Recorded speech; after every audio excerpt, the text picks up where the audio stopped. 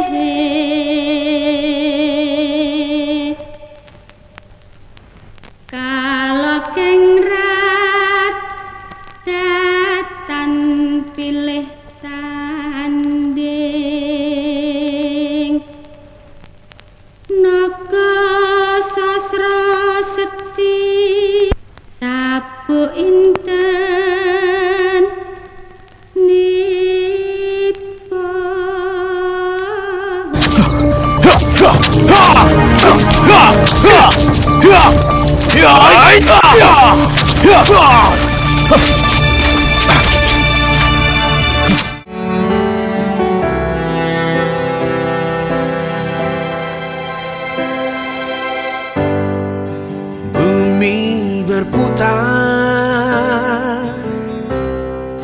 bagaikan bola, langit yang biru menghias alam.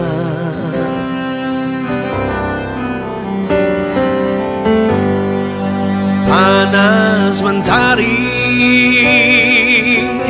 bangkitkan semangat, warisan pejuang Tugu Muda.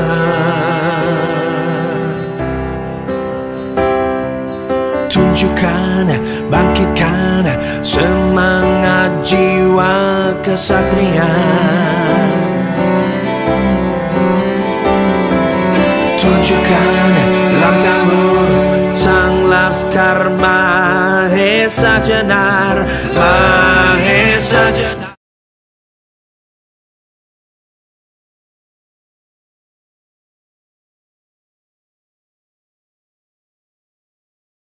Pak Amir Mahmud ini adalah penulis buku sepak bola Semarangan.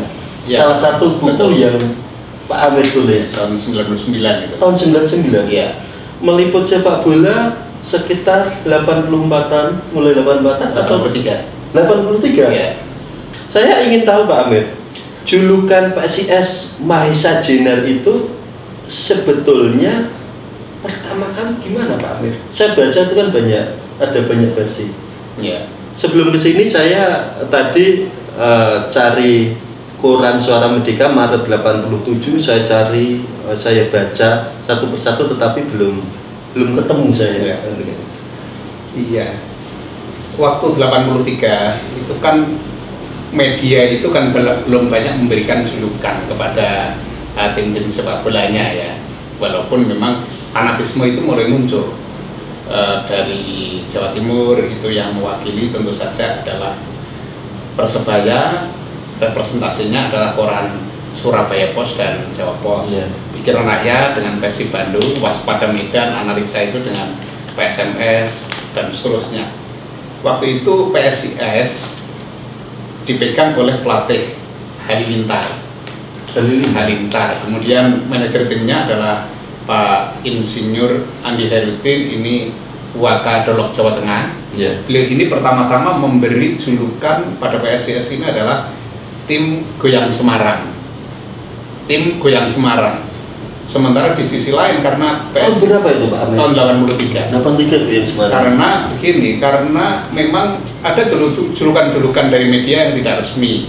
PSIS ini jago bermain di lapangan becek. Ini setelah juara ya, belum juara tahun 87 itu dan mendapat julukan sebagai jago becek gitu. Tetapi itu kan bukan julukan resmi. Nah, tahun 87 itu ketika lolos ke putaran final divisi utama di Jakarta, itu koran-koran lokal itu mulai membawa fanatisme, menanamkan kebanggaan melalui kesebelasan mereka yang bermain di Senayan. Yeah.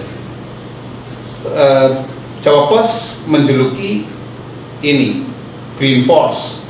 Sudah ya. Sudah Green Force, tapi juga ada baju hijau itu setelahnya, tapi Green Force dulu. Green Force dulu Yeah. dengan logo itu, orang yang memakai ikat ini dan heroik banget. Yeah. Nah, waktu itu menjelang keberangkatan PSIS ke Jakarta, saya sempat wawancara dengan Pak Ismail. Pak Ismail itu tiba-tiba nyelotot Gubernur Jawa Tengah pada saat itu, yang menyebut nama Mahesa Jenar, dan Pak Ismail juga menggambarkan menjelang final divisi utama itu, karena begini, Pak Ismail itu membayangkan Persebaya itu seperti Sawung Galing. Sawung Galing ini adalah tokoh sejarah legenda di Surabaya itu yang melawan Kompeni, dan kemudian ini seperti pertarungan Sawung Galing dengan Mahesa Jenar, karena Mahesa Jenar ini tokoh fiktif sebenarnya yang hasil anggitan pengarang novel Silat Esa Mintarjo ini di dalam buku Naga Sastra dan Sapu Inten. Ini seorang prajurit Demak yang gelar keprajuritannya itu adalah Ronggo Torjoyo. Tapi nama aslinya adalah Mahesa Jenar. Ini orang asli Semarang katanya. Tokoh fiktif. Orang Pandanaran, karena orang Pandanaran memang tokoh fiktif. Nah, itu kemudian mulai kita, Pak Warno, pemimpin redaksi pada saat itu menyarankan ke saya, ayo mulai dipakai. Pak Suwarno, ya. Suwarno itu mulai itu dipakai saja. Aduh deh, nama Mahesa Jenar itu. Kemudian kita membuat logo yang orang memakai pakaian yang mirip dengan stereotip tokoh Mahesa Jenar di dalam. Saya udah menemukan karikaturis itu, Pak Apir. Tanggal 11 Maret 87 itu Suara Merdeka di bawah itu. Yang ada itu Sawung Galing vs Mahesa Jenar. Saya baca yang itu yang pertama-tama. Siapa itu yang gambar itu siapa, Pak Amir itu? Karikaturis kita waktu itu saya lupa namanya siapa. Nanti ada saya foto yang memang kita minta untuk itu, dan kemudian itu secara masif kemudian kita pakai waktu di Jakarta putaran final. Jadi awalnya pada saat itu Pak Amir Mahmud sebagai wartawan lapangan atau sudah di? Saya di redaksi, tetapi untuk PSIS itu saya banyak terjun langsung tiap hari. Sebelum ke Jakarta, Pak Amir sempat wawancara dengan Pak Ismail. Pak Ismail? Iya. Wawancara bareng-bareng atau sendirian pada saat itu? Sendirian. Pada saat itu Pak Ismail menggambarkan pertarungan itu Mahesa Jenar. Itu kemudian pembicaraan saya menjadi sambung karena saya tuh penggemar itu buku Naga Sastra Sapu Inten, sehingga Pak Ismail sendiri heran, wong ada anak muda kok seneng banget dengan cerita ini. Artinya malah sambung pembicaraan itu. Cocok Pak, cocok. Ini mudah-mudahan nanti menjadi pengetahuan untuk penggemar sepak bola di Semarang dan itu kita masifkan pada saat sudah 8 besar PSSI. Dan sebentar Pak Amir, saya ingin momen ketika Pak Amir datang ke Gubernur Kepala Daerah pada saat itu Pak Ismail, itu bagaimana pembicaraannya sehingga muncul Mahesa Jenar itu? Tiba-tiba Pak Ismail kan spontan, orangnya spontan banget. Itu sebelum final lawan Persebaya ya? Iya. Betul. Menjelang final lawan Persebaya atau malah sebelumnya, saya agak lupa. Tetapi yang jelas lawan Medan? Bukan. Yang jelas itu menjelang 8 besar atau bagaimana? Saya masih sempat, karena sepanjang 8 besar itu kan saya kan di Jakarta. Berarti sebelumnya itu. Iya. Sebelumnya itu, karena Pak Amir masih di Semarang, dan ketemu dengan Pak Gubernur. Itu beliau tuh spontan gitu saja. Oh ini aja, ini ibarat Sawung Galing lawan ini, bilang gitu. Dan itu dipertegas lagi dalam pertemuan beberapa hari setelah PSIS juara. Waktu itu ada sebuah acara di Puri Gede, saya mencegat beliau untuk wawancara, Pak. Ini Mahesa Jenar menang. Iya, Mahesa Jenar itu tokoh kita. Padahal dia tahu bahwa ini juga tokoh fiktif sebenarnya kan. Tapi sangat populer memang itu. Saya cerita ini membuat saya merinding loh Pak. Benar saya merinding. Karena itu final 11 Maret. Kayaknya di Suara Merdeka 12 Maret tuh ada berita selamat datang Mahesa Jenar itu. Tapi di berita-berita sebelumnya memang kata ganti Mahesa Jenar tidak begitu masif seperti memang itu kan gini ya, kita agak terlambat untuk membuat penokohan seperti Green Force gitu ya, karena waktu itu memang mulai ramai penokohan seperti itu, kayak apa namanya, dan itu Jawa Pos yang memang banyak kemudian memberi julukan-julukan pada tim-tim itu, seperti Persiba Balikpapan tuh mereka beri julukan tim selicin minyak misalnya, kayak gitu itu. Terus ya, karena di Balikpapan iya, terus PSM itu Juku Eja ya, ikan merah gitu. Terus ayam Kinantan itu ya, SMS Medan. Terus macan Kemayoran. Nah, Jawa Pos bukan, kalau macan Kemayoran tampaknya memang muncul dari dari koran-koran Jakarta. Terus Bandung Pikiran Rakyat itu menjuluki Persib itu apa, Siliwangi atau apa gitu ya, makanya ada. Belum Pangeran Biru ya. Oh, Maung Bandung. Gitu. Itu pertemuan Pak Amir dengan Pak Ismail di mana Pak Amir? Saya ingat itu di Puri Gede. Di Puri Gede. Iya. Siang. Memang sengaja Pak Amir untuk waktu itu ada acara apa, saya kepingin mendapat ini loh, pernyataan beliau tentang kira-kira nanti support untuk perjuangan PSSI Jakarta itu apa. Dan ketika itu Pak Ismail mengetahui Pak Amir suka buku silat. Ya, setelah itu saya menimpali, setelah beliau menyampaikan tiba-tiba nama Mahesa Jenar itu saya menimpali, yang dipakai Ronggoto Jaya atau Mahesa Jenar Pak? Oh ya, Mahesa Jenarnya saja, kalau Ronggoto Jaya kurang banyak yang mengenal. Iya. Dari pertemuan dengan Pak Ismail, julukan Mahesa Jenar besok harinya Pak Amir langsung pakai Ya, langsung kita pakai, dan ya boleh dikatakan yang banyak mempopulerkan pada saat itu adalah Suara Merdeka. Itu begitu.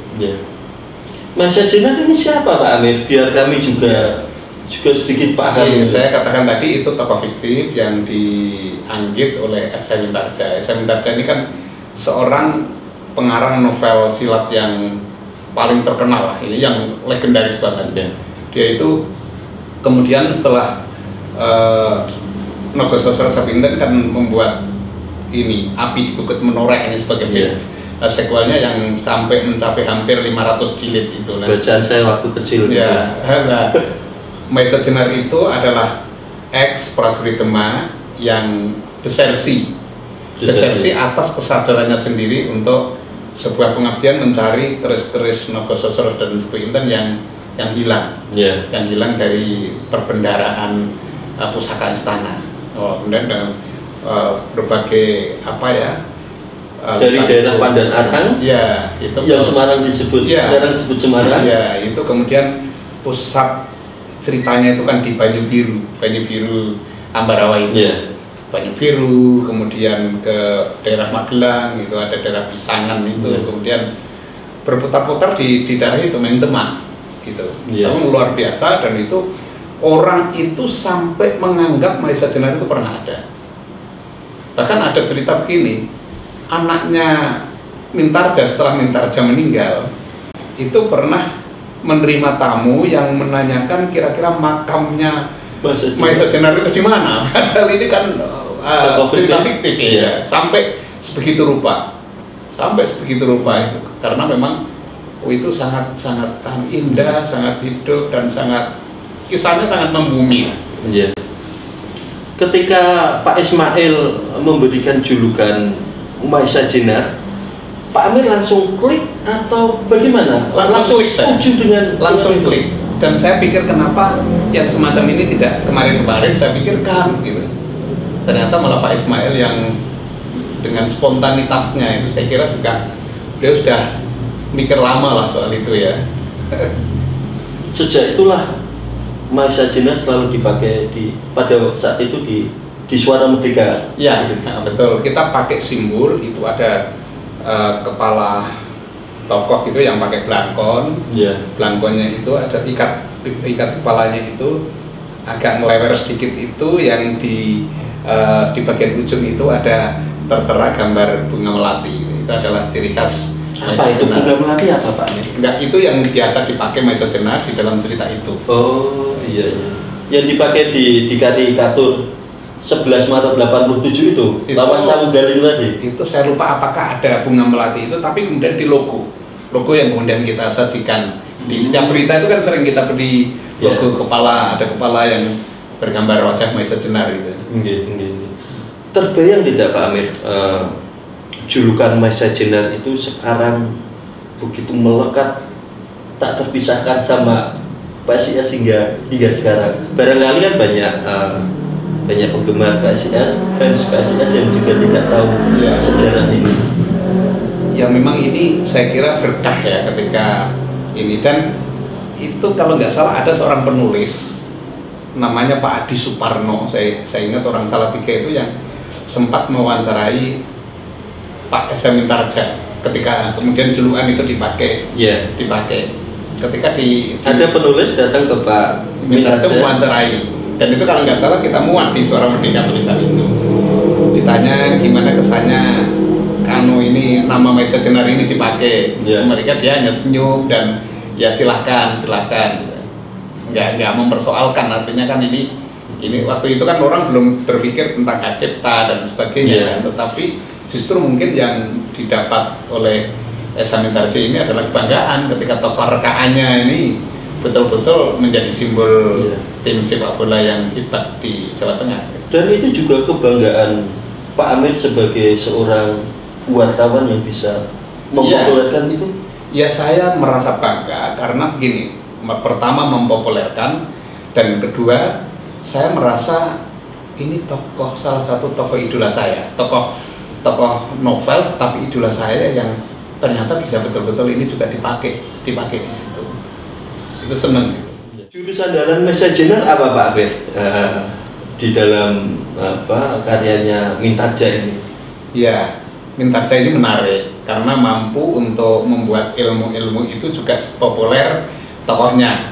Mahesa Jenar ini terkenal dengan Aji Sosrobirowo itu yang ketika ini di pukulan telapak tangannya ini dipukulkan ke sebuah batu itu bisa hancur berantakan gitu. Ada Aji Lebur Seketi untuk kawannya yang bernama Ki Ageng Gajah Soro, ada ajian Alas Kobar yang dimiliki oleh lawan yang bernama Pasing Singan, ada Aji Gelap Ngampar dan sebagainya. Tetapi itu saya sempat menulis sempat menulis gini, menggambarkan bagaimana PSIS ini menghancurkan lawan-lawannya dengan ajian-ajian itu tadi. Ya, seolah-olah ajiannya Sosrobirowo memang, bahwa ini formasi Sosrobirowo yang bisa mengalahkan lawan-lawan. Di tulisan-tulisan ada beberapa, saya pernah menulis beberapa kali itu, dan saya pikir itu adalah imajinasi liar saya yang sering menggambarkan tokoh-tokoh fiktif atau legenda-legenda itu dalam tulisan-tulisan kolom sepak bola saya, dan pernah memang saya singgung tentang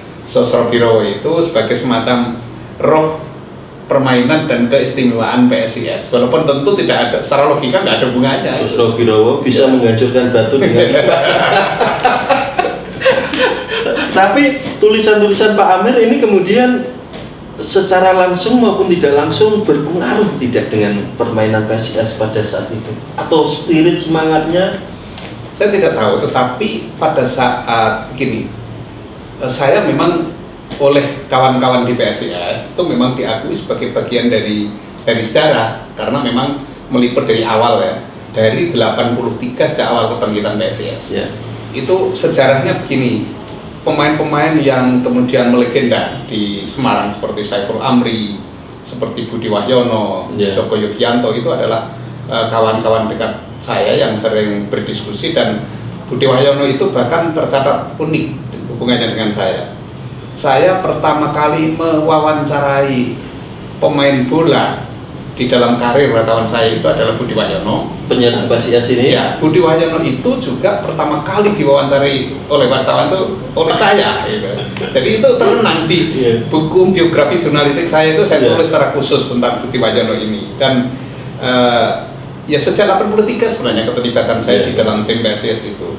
Saya selalu berusaha untuk memberi masukan yang konstruktif. Pelatih-pelatih seperti almarhum Pak Sutadi ini pada saat PSIS mengalami masa-masa sulit tahun 85 sampai 86 itu saya juga bersama beliau. 85, 86 masa sulit. Masa-masa sulit itu sempat sebelum membangun tim Sartono ya tahun mulai 86 sampai ke 87 88 itu saya mendampingi, memberikan masukan. Saya juga sering diskusi dengan Pak Sartono, walaupun sering berantem juga kita di pemberitaan, tetapi karena kita punya tujuan yang sama, positif. Berantem dalam kerangka? Iya, dalam kerangka ini. Misalnya beda pendapat, saya tulis apa, lu ini begini, ya kita jelaskan. Mungkin beda persepsi viralitas media dengan kepentingan ideal tim kan tidak selalu sama, tetapi kita punya tujuan yang sama. Saya bahkan tahun 89 ketika PSIS ini sedang mengalami kemerosotan, pergantian generasi ya, itu saya ikut tim yang ke Makassar, kemudian ke Jayapura. Saya betul-betul bergabung di dalam tim waktu itu. Pelatihnya Pak Sutadi. Setelah kejayaan 87 itu kan sempat ada kemerosotan. 89 itu saya Pak Tadi itu setiap kali mempersiapkan tim ngajak diskusi betul. Skema itu di dalam kamar itu saya diajak diskusi, Mas ini gimana, sebaiknya gimana. Karena secara teknis saya tidak ingin mencampuri, tapi saya juga memberikan pandangan. Kemarin dia tampilnya begini dari kacamata wartawan Mas ini. Saya bilang begitu. Dan saya juga sering diajak diskusi kayak Budi Wahyono, Mas kemarin yang kurang dari saya apa? Terbuka banget kita, dan itu adalah masa-masa yang menurut saya masa-masa yang indah di dalam karir saya, karena saya bisa bercampur dalam tim dan kemudian kita menjadi bagian dari itu. Membayangkan formasi, Pak Amir membayangkan pakai jurus apa tadi Pak? Sastra Birawa. Itu sempat euforia betul itu Sastra Birawa, Maisa Jenar itu karena memang ya merasa gimana ya, mendapat inspirasi betul dari Pak Ismail pada saat itu. Puncak julukan Maisa Jenar tahun 87 atau 87 dipakai terus, tetapi kan betul-betul menjadi sangat populer karena euforia ya ketika juara itu. Kalau 88 itu kan kita kena sepak bola gajahnya Persebaya lawan Persipura itu yang 8-0 sehingga dengan itu PSIS tersisih kan. Itu sebenarnya PSIS tidak nah, tahun 87 ketika juara itu Maisa Jenar betul-betul betul-betul hit lah, itu ngehit betul. Kemudian 88 kita masih seru juga penyebutan Maisa Jenar itu masih terus-menerus kan dalam judul juga sering kita pakai gitu ya. Tapi kemudian memang Persebaya yang berkibar tahun 88 itu. 89 pemain-pemain top PSIS mulai ada pergantian generasi hingga harus membangun tim mulai dari awal. Itu masa-masa susah yang dialami gitu. Tetapi kemudian juga bangkit lagi tahun 90-an waktu itu. Kemudian kita menemukan nama Agung Setiabudi yang mulai bergabung PSIS. Kemudian ada siapa itu yang waktu pelatihnya Pak Edi Pariono itu, kemudian ada Tugio yang Maradona Van Dedi itu tahun 99 ya, itu juga gara-gara final itu sandal saya hilang Pak Amir di Manado itu bahkan di Tugu Muda di balik kota karena golnya Tugio itu sandal saya jadi saya waktu itu tahun 99 itu ingat saya diminta untuk jadi komentator di Matahari Lantai 5 itu. Matahari Lantai 5 itu. Tidak ikut ke Labat sana? Tidak. Itu saya ingat betul karena memang itu kan pertandingan yang sangat berimbang dan golnya itu betul-betul gol yang menit 88 atau 89 seingat saya. Mematikan betul itu udah. Itu betul-betul Tugio seru itu. Itu setelah gol di balik kota kan ada nonton bareng. Sorak-sorak sandal saya hilang. Belum jadi wartawan berarti ya? Belum, belum Pak Amir. Tahun 99 saya masih SMA.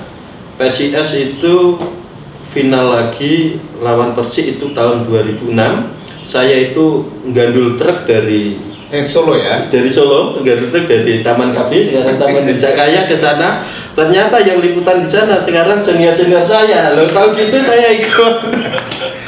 Dari mana pulang ke Saya Semarang sudah juga masih gandul truk lagi saya. sudah nggak liput itu yang lawan zamannya Abdurrahman itu ya.